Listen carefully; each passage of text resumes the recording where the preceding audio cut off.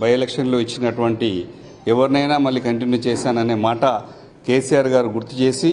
ఈరోజు స్వయంగా పిలిచి ఖచ్చితంగా తిరిగి నామినేషన్ వేయి రవి అని నాకు చెప్పి ప్రోత్సహించినటువంటి నా తండ్రి సమానులు బీఆర్ఎస్ పార్టీ జాతీయ పార్టీ అధ్యక్షులు తెలంగాణ సాధించినటువంటి తెలంగాణ తొలి ముఖ్యమంత్రి కేసీఆర్ గారికి జన్మంతా రుణపడి ఉంటానని చెప్పేసి మనస్ఫూర్తిగా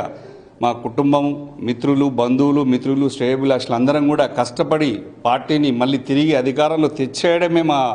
పరమావధిగా కష్టపడతానని చెప్పి మనస్ఫూర్తిగా మీ అందరికీ నాతో పాటు సహకరించిన నా సభ్యులందరికీ స్నేహితులందరికీ కూడా కుటుంబ సభ్యులే కాకుండా